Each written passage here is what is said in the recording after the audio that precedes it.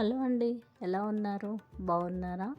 ఈరోజు ఒక అద్దరిపోయే రెసిపీని మీకు చూపిద్దామని అయితే వచ్చేసానండి. ముందుగా అందరికీ హ్యాపీ న్యూ ఇయర్. ఇక రెసిపీ విషయానికి వస్తే, నేను చూపించే ఈ ఎగ్ రెసిపీ వేడి వేడి అన్నంలోకి అద్దరిపోయేలా ఉంటుంది.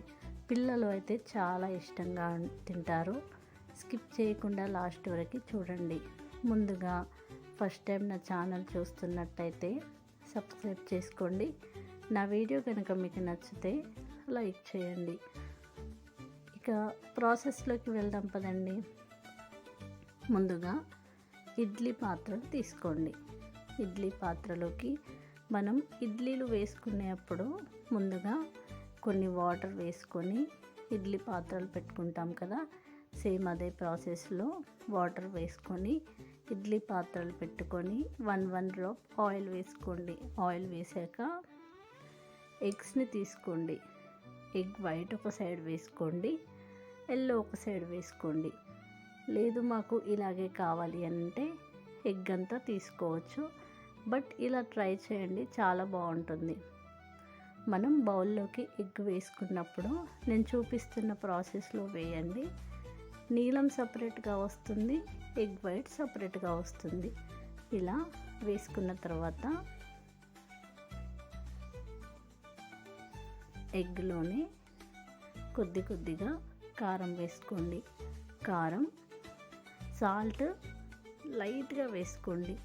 ఎందుకంటే ఎగ్లోనే సాల్ట్ ఉంటుంది కదా, కొద్దిగా ఎక్కువ వేసుకుంటే ఉప్పుగా వస్తుంది. సాల్ట్ ఎంత తక్కువ వేసుకుంటే అంత బాగుంటుంది. కారం, కొద్దిగా సాల్ట్, చిన్నగా కట్ చేసి పెట్టుకున్న పచ్చిమిర్చి ముక్కలు, ఆనియన్స్ అండ్ సన్నగా తరిగి పెట్టుకున్న కొత్తిమీరని కూడా వేసుకోండి.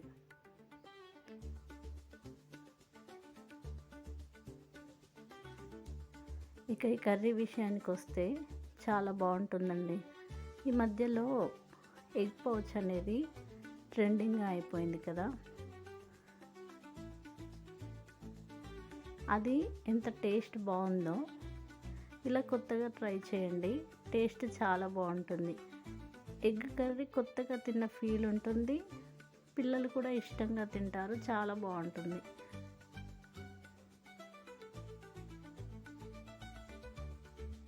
ఇలా వేసుకున్న తర్వాత మూత పెట్టేసుకొని స్టవ్ ఆన్ చేసుకొని స్టవ్ని మీడియం ఫ్లేమ్లో పెట్టేసుకొని మాత్రమే ఉడికించుకోండి. తొందరగానే కంప్లీట్ అవుతుందండి. 5 నుంచి 6 నిమిషాల లోపు మాత్రమే ఇవనేది ఉడుకుతుంది.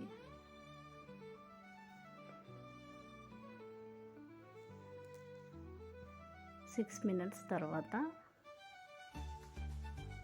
స్టవ్ ఆఫ్ చేసేసుకొని చల్లారేంతవరకు పక్కన పెట్టేసుకోండి.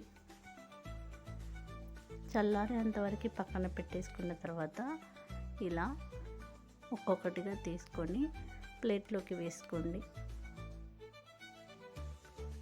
మన ఛానల్లో ఎగ్ రెసిపీస్ చాలా ఉన్నాయి.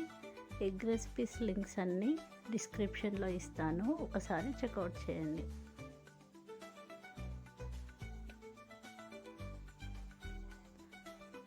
మనకి ఎప్పుడైనా కొత్తగా తినాలి అని అనిపించినప్పుడు రెగ్యులర్గా ఒకేలాగా చేసుకోవడం కాకుండా ఇలా ట్రై చేయండి, బాగుంటుంది. ఎగ్ అంతా వేసుకోవచ్చు, లేదు వైట్ సపరేట్గా నీలం సపరేట్గా చేసి కూడా చేసుకోవచ్చు, బాగుంటుంది.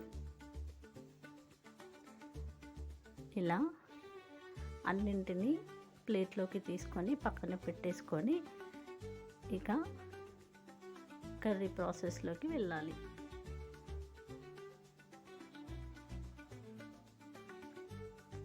స్టవ్ ఆన్ చేసుకొని బౌల్ పెట్టుకోండి. బౌల్ అనేది కొద్దిగా హీట్ ఎక్కిన తర్వాత ఆయిల్ వేసుకోవాలి. ఆయిల్ వేడెక్కాక అందులోనే పోపు దినుసులు అనేది చిటపటలాడే అంతవరకు వేయించుకోండి. ఈ కర్రీకి పోపు దినుసులు అనేది పచ్చిగా ఉంటే బాగుండదు, మంచిగా ఫ్రై అవ్వాలి. అందులోనే సన్నగా కట్ చేసి పెట్టుకున్న ఆనియన్స్ అండ్ పచ్చిమిర్చి వేసుకొని బ్రౌన్ కలర్ వచ్చేంత వరకు ఫ్రై చేసుకోండి. ఇలా ఫ్రై అయిన తర్వాత అందులోనే పసుపు అండ్ అప్పుడే దంచి పెట్టుకున్న అల్లం వెల్లుల్లి పేస్ట్ వేసుకోండి. ఈ కర్రీకి టేస్ట్ బాగుంటుంది. ఫ్రెష్గా దంచి పెట్టుకున్న అల్లం వెల్లుల్లి పేస్ట్ అయితే చాలా బాగుంటుంది.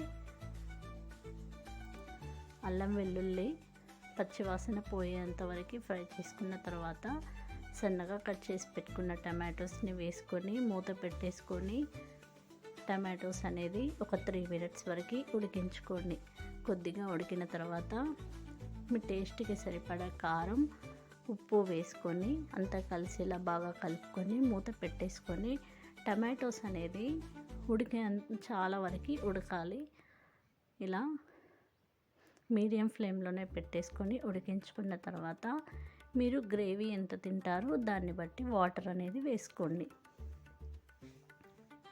వాటర్ వేసుకున్న తర్వాత మూత పెట్టేసుకొని హై ఫ్లేమ్లో పెట్టుకోండి. వాటర్ అనేది మరిగేంత వరకు హై ఫ్లేమ్లో పెట్టుకొని వాటర్ మరిగిన తర్వాత స్టవ్ని మీడియం ఫ్లేమ్లో పెట్టుకొని వాటర్తో కర్రీని 2 మినిట్స్ వరకు ఉడికించుకున్న తర్వాత మూత ఓపెన్ చేసుకొని ధనియాల పౌడర్ వేసుకోవాలి. ధనియాల పౌడర్ వేసుకున్న తర్వాత మనం ప్రిపేర్ చేసి పెట్టుకున్న ఎగ్స్ని కర్రీలోకి వేసుకోండి. వేసుకొని మెల్లిమెల్లిగా ఎక్కువ కలపకుండా దానిపైన గ్రేవీ వేస్తూ ఆ ఎగ్స్లోకి కర్రీ ఫ్లేవర్ వెళ్ళేంత వరకు 5 to 6 మినిట్స్ వరకు స్టవ్ని లో ఫ్లేమ్లో పెట్టేసుకొని ఉడికించుకోండి.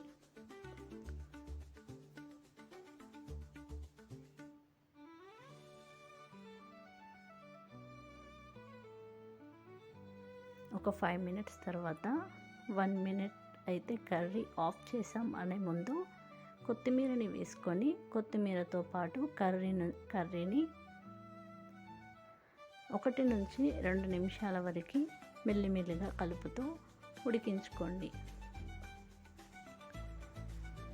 ఇలా కొత్తిమీర వేశాక 1 మినిట్ వరకు ఉంచుకున్న తర్వాత స్టవ్ ఆఫ్ చేసేస్తే చాలా బాగుంటుందండి. వేడి వేడి అన్నంలో కానీ చపాతీలో కానీ చాలా బాగుంటుంది. ఇలా కొత్తగా మీరు ట్రై చేసి పిల్లలకి పెట్టండి, చాలా ఇష్టంగా తింటారు. ఎప్పుడూ ఒకే విధంగా కాకుండా ఇలా కొత్తగా అప్పుడప్పుడు ట్రై చేయండి, చాలా బాగుంటుంది. మీరు ట్రై చేసి ఎలా వచ్చింది అనేది కామెంట్ బాక్స్లో మెన్షన్ చేయండి. నా వీడియో కనుక మీకు నచ్చితే లైక్ చేయండి. Thank you so much.